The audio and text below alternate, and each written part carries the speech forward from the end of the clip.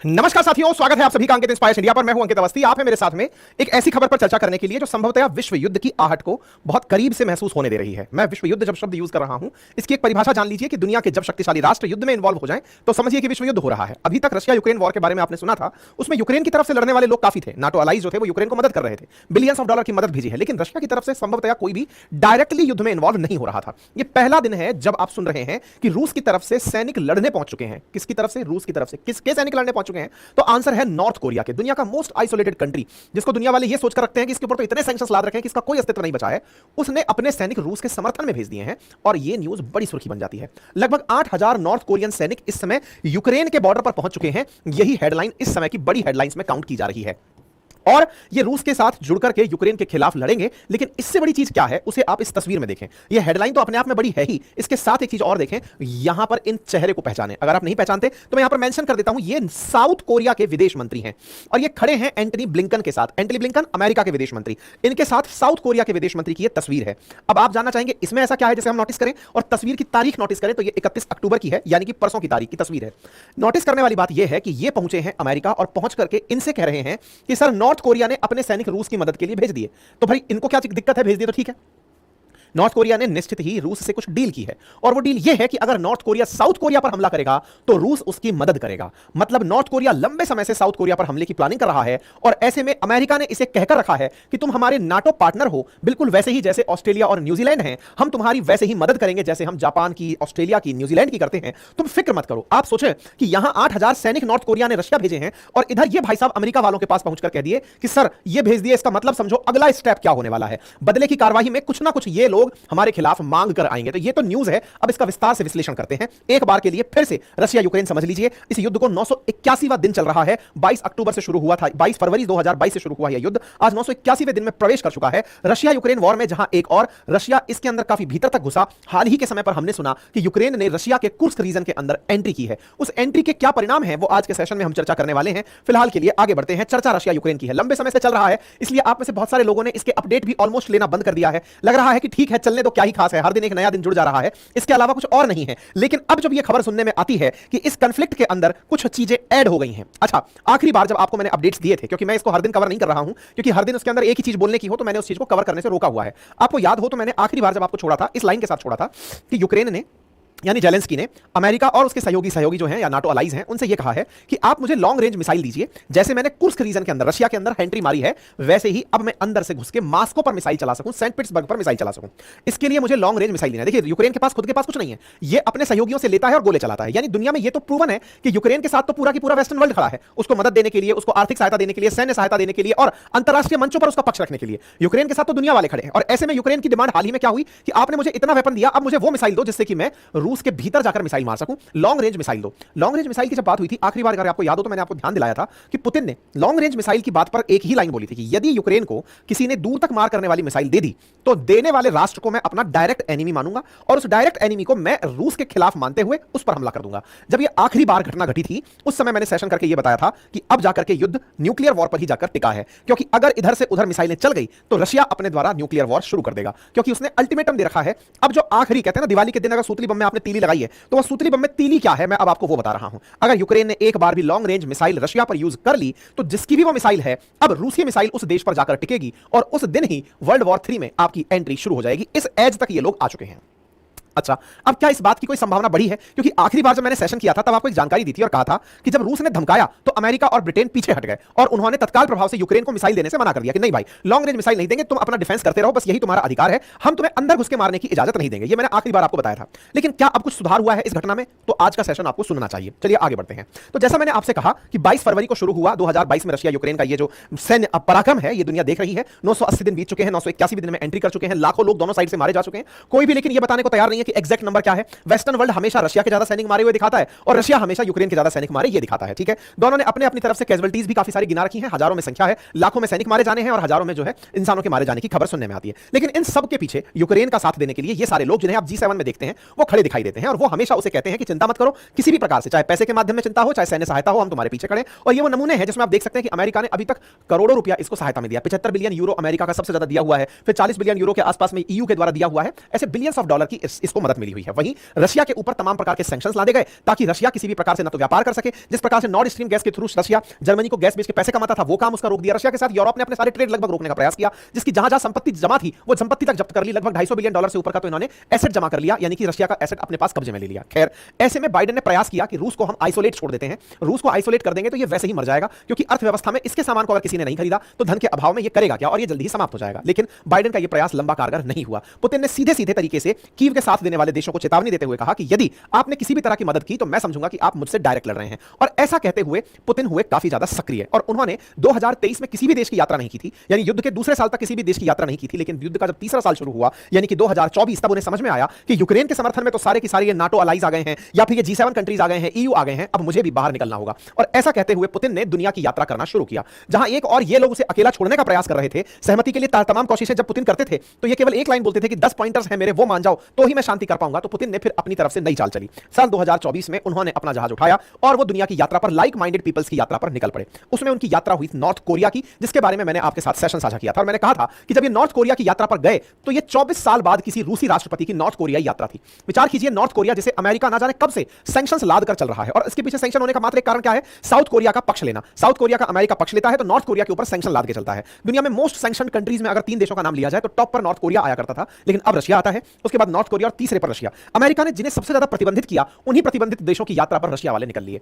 Putin ने अपनी यात्रा करी नॉर्थ कोरिया के साथ, जुड़कर के 24 साल बाद पहला कोई रूसी राष्ट्रपति था जो यहां पहुंचता है। भव्य इनका स्वागत होता है, और इनके भव्य स्वागत के अंदर जो बात सबसे बड़ी निकल कर आती है वो बात आपको जानने की है। मैंने आपको अपने इसी चैनल पर 24 जून को एक सेशन करके बताया था और कहा था कि यदि रूस पर किसी ने हमला किया, अब देखिए ये टाइम को जरा ध्यान से देखिएगा, क्योंकि अल्टीमेटली सारा की सारा टाइमलाइन का ही गेम है, इसे आप पहचानिएगा। नॉर्थ कोरिया ने कहा था कि यदि किसी ने हम पर, माफी चाहूंगा, नॉर्थ कोरिया ने कहा था कि यदि किसी ने रूस पर हमला किया तो उसका बदला लेने हम आएंगे। बस इस तारीख को याद रखना, घटना 20 जून की है। अब मैं आपको यहां पर भी मैच करके दिखा देता हूं। पुतिन ने कहा Russia and North Korea will help each other if attacked और taking ties to a new level. इसको गंभीरता से समझने की आवश्यकता है। मैंने अपने सेशन में यह बात बताई थी 20 तारीख को, हेडलाइन बनी थी 19 तारीख को, मैंने 20 तारीख को सेशन किया था और मैंने साफ कहा था कि अगर रूस पर हमला हुआ तो नॉर्थ कोरिया आएगा और नॉर्थ कोरिया पर हमला हुआ तो रूस आएगा। नॉर्थ कोरिया पर हमला कर कौन सकता है? तो आंसर है साउथ कोरिया। तो नॉर्थ कोरिया को तो दोस्ती मिल गई रूस की कि आप चिंता मत करो, मैं साथ हूं।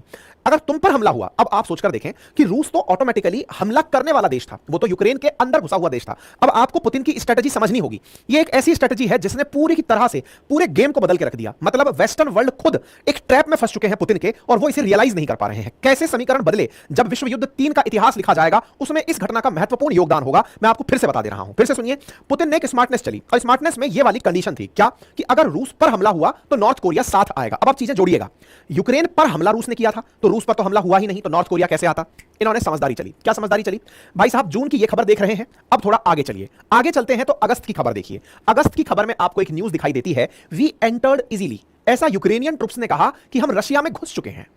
अब ये जब खबर निकली तो हमने आप लोगों को एक सेशन किया 12 अगस्त के दिन, मतलब आप सिलसिलेवार तरीके से चलें, 13 अगस्त की बीबीसी की खबर है, 12 अगस्त को ही हम ये सेशन कर चुके थे और बता चुके थे कि यूक्रेन ने रूस पर हमला कर दिया है। और रूस में कहां हमला किया है? तो मैंने आपको बताया था कुर्स रीजन के अंदर हमला हुआ है, ये अपने सेशन में हमने बताया था। इस बात को बताने के पीछे का औचित्य क्या था? अब तार जोड़िए, मैं पीछे लेकर चल रहा हूं, आप रिलेट करिएगा। जून की खबर जिसमें दोनों ने कसमें खाई कि अगर रूस पर हमला हुआ तो नॉर्थ कोरिया आएगा। रूस ने कहा कि मुझ पर हमला हो ही नहीं सकता, तो कोई हमला करने मेरे साथ जुड़ने कैसे आएगा? तो ठीक है, एक जगह से अपन थोड़ी बैरिकेटिंग हटाते हैं। भाई साहब, रूस ने कुर्स रीजन को खुद से खाली किया कि ठीक है अंदर आने दो। न्यूज की हेडलाइन बताती है कि यूक्रेन कह रहा है हम बड़ा आसानी से अंदर घुस गए।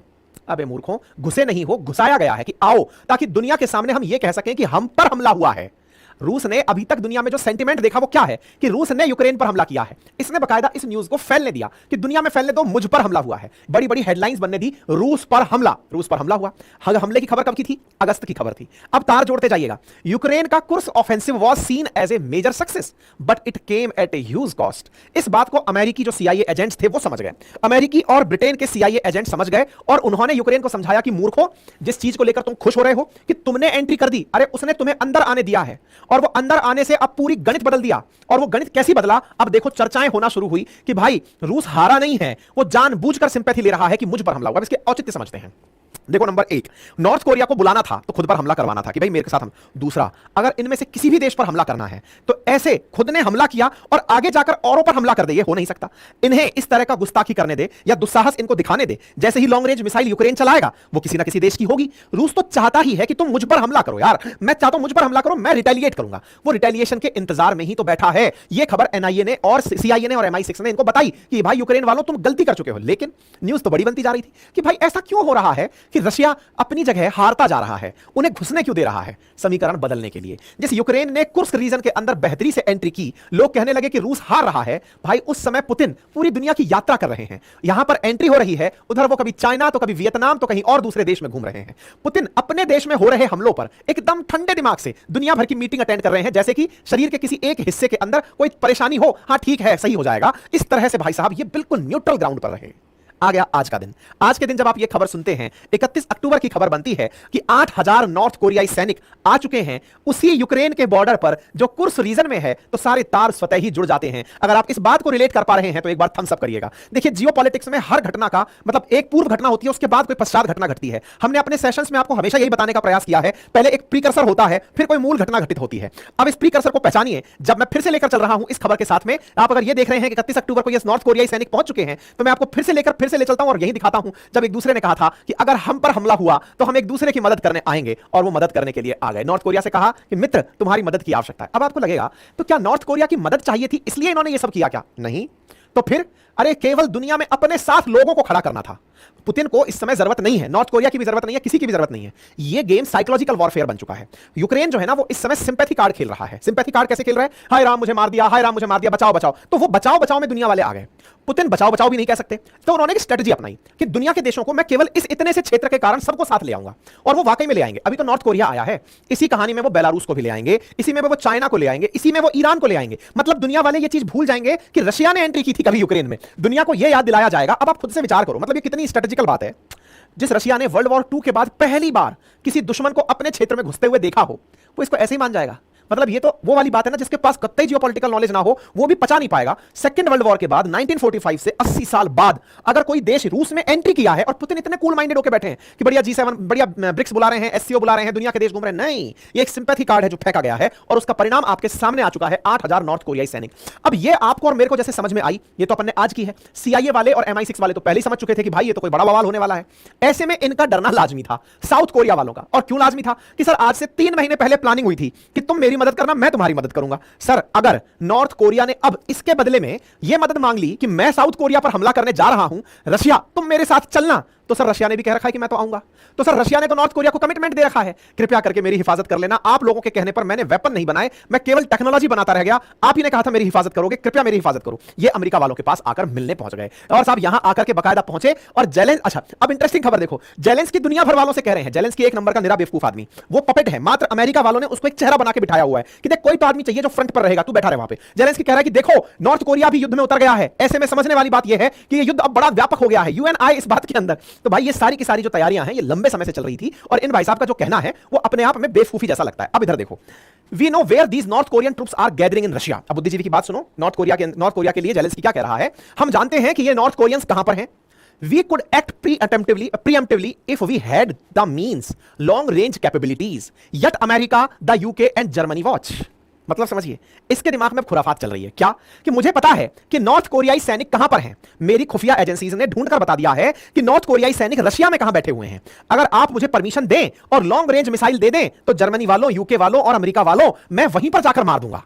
वाह, मतलब इसमें भी अमेरिका का खून खौल रहा है। जैसे ओसामा को पाकिस्तान में जाकर मार दूंगा, जैसे जवाहिरी को फलानी जगह जाकर मार दूंगा, बस एकदम वैसा ही फीलिंग आ रही है इसको, एकदम लड़ाका टाइप फीलिंग आ रही है कि साहब मैं जाकर मार दूंगा। अच्छा तू जाकर मार देगा। अब देखो यहां पर ये तस्वीरें हैं जो इसको ही नहीं सबको पता है कि नॉर्थ कोरियन सैनिक कहां पर हैं। ये नॉर्थ कोरियन सैनिकों की तस्वीरें हैं। ऐसे तो वो खुद के देश में भी हैं। अगर कोई देश के सैनिक दूसरे देश में सैन्य अभ्यास करने आए तो आप मार दोगे क्या? ये नॉर्थ कोरियन सैनिक हैं, बाकायदा रशिया के अंदर रसद पानी ले जाते हुए दिख रहे हैं। यहां पर तस्वीरें दुनिया को पता है तो इसको क्या खाक पता है, लेकिन फिर भी ये साहब इस बात पर खुश है कि इसकी सैटेलाइट्स ने साउथ कोरिया की मदद से खोजकर निकाल दिया। देखो ये रहे ये लोग, और इन सैटेलाइट तस्वीरों में जगह निकल कर आई उस्सुरिस्क नामक जगह पर मिलिट्री बेस है जहां पर 400 नॉर्थ कोरियाई सैनिक मौजूद हैं। अगर आप मुझे इजाजत दें लॉन्ग रेंज मिसाइल चलाऊंगा, नॉर्थ कोरियाई सैनिकों को मार दूंगा। अरे पागले, वो जो रोज परीक्षण करता है मिसाइलों का नॉर्थ कोरिया खुद, वो वहीं से चलाएगा मिसाइल तेरे ऊपर और तू कुछ नहीं कर पाएगा। वो पगला है, वो तो तैयारी ही इस दिन की कर रहा है। तू परमिशन मांग रहा है, वो परमिशन भी नहीं लेगा। और तूने गलती से उसके सैनिकों को मार दिया जो अभी तक किसी युद्ध में नहीं गए, तो भाई साहब वो तेरे घर में घुसकर मार देगा। रशिया चाहता भी यही है। रशिया क्यों इनको बल्क में दिखा रहा है कि देखो ये खड़े, देखो ये खड़े, जहाजों में दिखा रहा है, सब जगह दिखा रहा है, देखो ये खड़े, हर जगह तस्वीरों में, सैटेलाइट तस्वीरों में नॉर्थ कोरियाई सैनिक दिख रहे हैं। रशिया वाले पागल हो गए क्या कि नॉर्थ कोरियाई सैनिकों को रशिया भर में झागी लगवा रहे हैं? झागी नहीं लगवा रहे हैं, वो कह रहे हैं कि जो काम हम नहीं कर पाए। देखो देखो बड़ी स्ट्रेटजी है इसमें। क्या है ना कि चाइना बहुत चालाक है, खुद युद्ध नहीं लड़ा आज तक और लड़ना भी नहीं चाहता है क्योंकि उसको तरक्की पसंद है, उसको अमेरिका को पछाड़ना है। ठीक है, उसने एक रोग नेशन तैयार किया, उसने एक ऐसा उपद्रवी देश तैयार किया और दोनों देशों ने कर रखा है। ये समझदारी वाली बात है, समझिएगा। देखो चाइना वालों ने नॉर्थ कोरिया को तैयार किया कि देखो कल को हमको किसी से उलझना हुआ तो हमने तुम्हें पाल के रखा हुआ है, तुम जाके लड़ लेना उससे, हम पीछे से कहेंगे कि हम शांति कराते हैं। ऐसी रूस ने बेलारूस को पाल रखा है, लुकाशेंको को, कि अगर रूस को कभी किसी पर मिसाइल छोड़नी हुई या न्यूक्लियर बम छोड़ना हुआ तो लुकाशेंको से छुड़वाएंगे कि तू छोड़ दे और फिर मैं मध्यस्थता कराने आ जाऊंगा, पूरे देश को मैं एज पर लाके नहीं खड़ा करूंगा। अच्छा, इन लोगों ने आपस में सेटिंग बिठाई, किसने? चाइना वालों ने, रशिया वालों ने, कि यार इस नॉर्थ कोरिया को कैसे यूज में ले। मतलब सोच के देखो, किसी ने कल्पना भी नहीं की थी कि नॉर्थ कोरिया को इस कहानी में ले आएंगे। नॉर्थ कोरिया बेचारा डला हुआ था कहीं आसमान आसानी से। भाई इन्होंने स्ट्रेटजी बिठाई चाइना और रशिया वालों ने बैठ करके कि एक काम करते हैं, किम जोंग उन से पुतिन को मिलवाते हैं। किम जोंग उन मिले, किम जोंग उन ने कहा तेरे सैनिक भेज, तेरे सैनिक गए उधर से, यूक्रेन वालों को दिक्कत होगी, वो तेरे सैनिकों को मारेंगे, बस हमको तो तेरे को एक्टिवेट ही तो करना है, तू एक्टिवेट हो जा, तू धमाधम मिसाइल मार, इतना सा देश है तुझको बचाने के लिए हम लोग आ जाएंगे, सब बचे रह जाएंगे और सारा संकट दूर हो जाएगा। भाई साहब इन लोगों ने उसको एक्टिवेट कर दिया, खुद के सैनिक दिखा रहे हैं। ऐसे में अब आपके दिमाग में आएगा कि नॉर्थ कोरियाई सैनिक यहां से चल करके यहां युद्ध लड़ने पहुंचे हैं, बिल्कुल पहुंचे हैं, और ये भविष्य में भी ऐसे ही युद्ध लड़ने के लिए तैयार रहेंगे क्योंकि इस नॉर्थ कोरिया की जो लोकेशन है ना वो बिल्कुल चाइना के और रशिया के मुहाने पर है, दोनों से बॉर्डर शेयर करता है, भविष्य में बढ़िया युद्ध इनसे लड़वाएगा। चलिए एक और बात मैं आपको बताता हूं यहां से आगे। ये सारी बातें हुई, इस बीच में अमेरिका वाले साउथ कोरिया को टेंशन से फ्री करते हुए कहते हैं चिंता मत करो, हम तुम्हारे साथ हैं, तुम हमारे पार्टनर हो, हम तुम्हारी संपूर्ण हिफाजत करेंगे, हम तुम्हारे साथ 2+2 वार्ता किए हैं, उसमें डिफेंस की गारंटी हम तुम्हें देते हैं। ठीक है, अब नॉर्थ कोरिया तो एक कदम पहले ही आगे है क्योंकि यूक्रेन ने कहा है कि वो उस पर हमला करने के लिए मिसाइल मांग रहा है। इसने कहा अच्छा तू मिसाइल मांग रहा है तो चल एक न्यूज पढ़ लेना, तेरे को शांति मिलेगी। न्यूज क्या है? दुनिया की सबसे स्ट्रॉन्गेस्ट मिसाइल का नॉर्थ कोरिया ने हाल ही में परीक्षण कर लिया है। यह दुनिया भर की सुर्खियां बनी हुई है। नॉर्थ कोरिया ने हाल ही में दुनिया की सबसे दूर तक और सबसे मजबूती से मार करने वाली मिसाइल का परीक्षण किया। अब इन तार को जोड़ते चलिए कि उधर तो आप धमका रहे हो, इधर इसको कोई प्रवोक नहीं कर रहा है। इसके सैनिक आज तक किसी युद्ध में साउथ कोरिया और नॉर्थ कोरिया के अलावा नहीं लड़ाई लड़े, वो लड़ने दूसरी जगह गए हुए हैं प्रॉपर ट्रेनिंग के साथ, और इसको मोटिवेट कर रहे हो, ये मिसाइल परीक्षण कर रहा है। और इससे पहले कोई और भी परीक्षण कर रहा है, और वो कौन है भाई साहब? उससे पहले हैं पुतिन बाबा। अब आप पूछेंगे वो कैसे? असल में नॉर्थ कोरिया ने रशिया से कहा है कि मुझे आप न्यूक्लियर टेक्नोलॉजी दीजिए जो आपके पास है। अब आप पूछेंगे कि क्या नॉर्थ कोरिया के पास न्यूक्लियर बॉम्ब नहीं है क्या? बिल्कुल है। तो फिर कौन सी टेक्नोलॉजी चाहता है? आपको यदि याद हो तो किम जोंग उन रशिया की यात्रा पर गए थे और पुतिन ने बाकायदा उनको अपने न्यूक्लियर वेपन्स और टेक्नोलॉजी दिखाई थी कि देखो हमने इस तरह से चीजें बना रखी हैं, अगर तुम्हें जरूरत पड़ेगी तो हम तुम्हें ये सारी चीजें उपलब्ध कराएंगे। तो भाई साहब इन्होंने रशिया से डिमांड की है कि सर वो जो न्यूक्लियर टेक्नोलॉजी आपने डेवलप कर रखी है ना, मैंने आपके पास सैनिक भेज दिए हैं, अब आप मुझे न्यूक्लियर टेक्नोलॉजी दे दीजिए। तो साउथ कोरिया के मिनिस्टर कह रहे हैं कि सर अगर हमारे ऊपर हमला हुआ तो हम क्या करेंगे? अमेरिका कह रहा है चिंता मत करो। एक पत्रकार ने उससे पूछ लिया कि सर एक बात बताओ, नॉर्थ कोरिया वालों ने तो रशिया की मदद के लिए सैनिक भेज दिए, तो क्या आप लोग यूक्रेन की मदद के लिए सैनिक भेजोगे? तो उन्होंने कहा हम विचार करेंगे। मैं तो कह ही रहा हूं आपसे कि यह युद्ध विश्व युद्ध में कब कन्वर्ट हो जाएगा, कौन सी एक घटना होगी, किसी को नहीं पता है। दुनिया के एक से ज्यादा देश बस इन्वॉल्व हो जाएं। अभी एक फ्रंट पर रशिया चल रहा है, एक से ज्यादा देश रशिया की तरफ से लड़ने आ जाएं, फिर इसे आप विश्व युद्ध के दिनों में ही काउंट कीजिएगा। ठीक है, ऐसे में अब नाटो की तरफ से जो नाटो के नए सेक्रेटरी जनरल बने हैं मार्क रूट, वो इस बात पर पूरी तरह नजर बनाए हुए हैं कि रशिया का इस तरह का मूवमेंट किसी बड़ी तरफ इशारा करता है। दूसरी न्यूज आज ही आई है, लेकिन इसकी मैं सत्यता अभी प्रमाणित नहीं करता हूं। इसमें न्यूज ये निकलकर आई है कि हाल ही में यूक्रेन को कहा गया है कि अमेरिका ने तुम्हें किसी भी प्रकार की पाबंदियों से मुक्त कर दिया है, अर्थात तुम्हारे लिए अगर लॉन्ग रेंज मिसाइल चलाना भी टारगेट हो तो तुम यूज कर सकते हो। अब छपी तो ये डीडी न्यूज में है, उसके अलावा भी ये खबर यहां छपी है कि यूक्रेन के जेलेंस्की ने कहा है कि उसे नॉर्थ कोरिया पर हमला करने के लिए लॉन्ग रेंज वेपन दिए जाएं। ये खबर आज की है, लेकिन ये कितनी सच है कि क्या वाकई में अमेरिका इसे परमिशन दे देगा? अगर ऐसा होता है तो मतलब अगले ही पल क्या होगा उसकी कल्पना बस की जा सकती है, उसको हकीकत में सोचने से भी डर लगता है। क्योंकि अगर ऐसा होता है तो रशिया के द्वारा जो तमाम इतने दिनों से प्रयास किए जा रहे हैं वो सही हो जाएंगे, क्योंकि पुतिन बहुत आगे की बिसात बिछाकर चल रहे हैं। आज नॉर्थ कोरियाई सैनिक आए हैं, इसकी बिसात पुतिन 3 महीने पहले बिछा चुके थे। अब आप इस खबर को फिर से ऐड करिए कि पुतिन ने खुद की प्रेजेंस में हाल ही में अपने यहां पर लॉन्ग रेंज मिसाइल्स का परीक्षण करवाया है और सिमुलेट करवाया है कि अगर मतलब चलवाकर देखा है अपने उसमें मशीनरी के अंदर कि अगर ऐसा होता है, काल्पनिक आधार पर अगर ऐसा होता है तो हम क्या करेंगे। यानी न्यूक्लियर तैयारी को लेकर इन्होंने खुद अपनी प्रेजेंस में न्यूक्लियर ड्रिल को अभी देखा है कि अगर हमें यह करना पड़ गया तो हम कैसे करेंगे। 2 दिन पहले की खबर देखें, अर्थात नॉर्थ कोरिया पर अगर हमला होता है, नॉर्थ कोरिया न्यूक्लियर हमला इधर करता है तो ये सारे तार आपस में जुड़ते चले जाएंगे। देखना होगा कौन इसकी कितनी कीमत चुकाएगा। आप लोगों को क्या लगता है अपनी राय जरूर कमेंट बॉक्स में दीजिएगा। मेरी तरफ से जो विश्लेषण था वो मैंने आपके